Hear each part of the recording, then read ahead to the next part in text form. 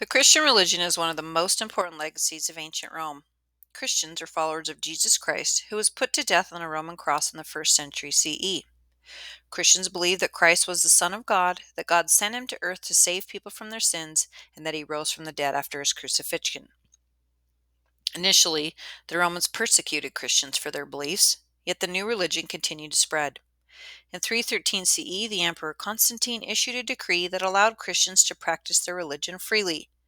In 395, Christianity became the recognized religion of the Roman Empire. At the start of the Middle Ages, all Christians in Western Europe belonged to a single church, which became known as the Roman Catholic Church. After the collapse of Rome, the church played a vital role in society. In part, it was one of the few ties that people had to a more stable time. The church provided leadership and at times even organized the distribution of food. Monasteries, or communities of monks, provided hospitality to refugees and travelers. Monks also copied and preserved old texts. In this way, they helped keep learning alive.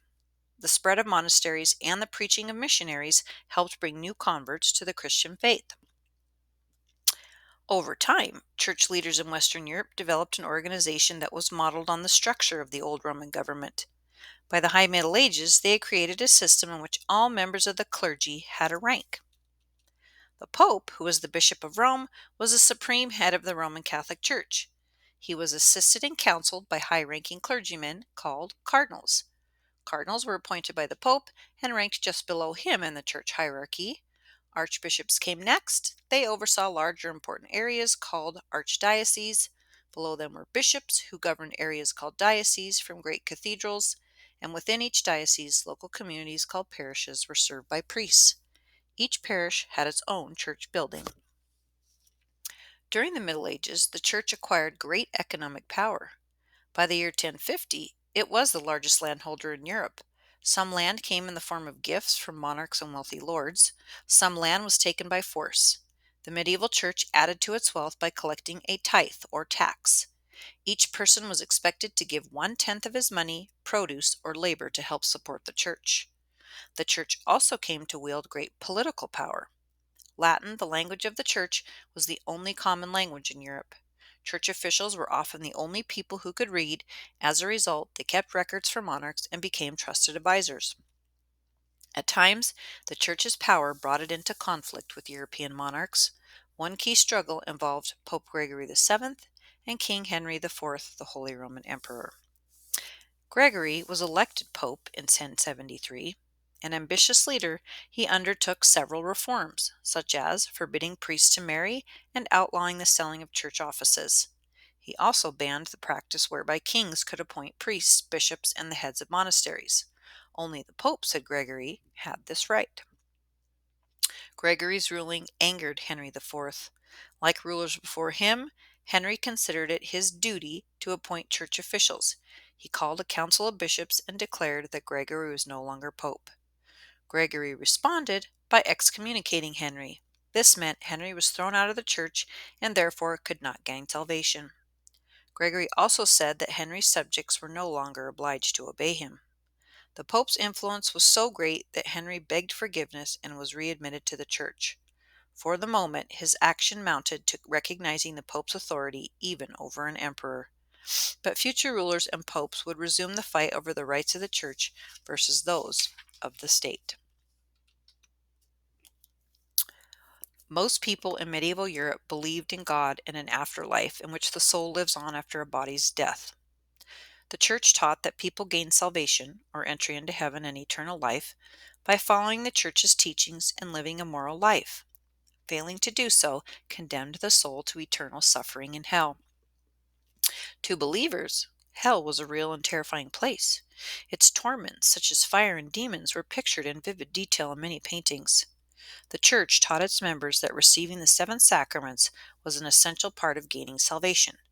Sacraments were sacred rites that Christians believed brought them grace or a special blessing from God. The sacraments marked the most important occasions in a person's life, and they include baptism, confirmation, Eucharist, matrimony, holy orders, penance, and extreme unction. Pilgrimages and crusades. During the Middle Ages, religious faith led many people to perform extraordinary acts of devotion.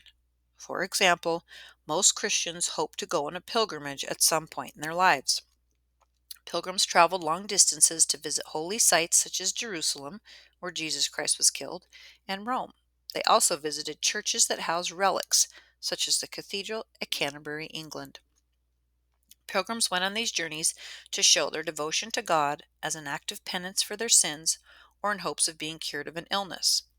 A pilgrimage required true dedication because travel was difficult and often dangerous. Most pilgrims traveled on foot because robbers were a constant threat. Pilgrims often band together for safety. Sometimes they even hired an armed escort. On popular pilgrimage routes, local rulers built special roads and bridges. Monks set up hostels, guest houses, spaced a day's journey apart. Geoffrey Chaucer wrote a popular book of verse about pilgrims called the Canterbury Tales. He lived in England from about 1342 to 1400. His amusing tales are stories that a group of pilgrims tell to entertain each other as they travel to the shrine of St. Thomas Becket in Canterbury. Among Chaucer's pilgrims are a knight, a miller, a cook, and a prioress, the head of a convent or community of nuns. A second type of extraordinary service involved fighting in the Crusades. The Crusades were military expeditions to the land where Jesus had lived, which Christians call the Holy Land. During the 7th century, this part of the Near East had come under the control of Muslims. Jerusalem, which was a holy city to Christians, Muslims, and Jews alike, became a Muslim city. Between 1095 and 1270, Christians in Western Europe organized several crusades to recover Jerusalem and other sites of pilgrimage. Some people went on crusades to seek wealth, some to seek adventure, and some went in the belief that doing so would guarantee their salvation. But many crusaders also acted from deep religious feelings. You'll learn more about the Crusades in Unit 2.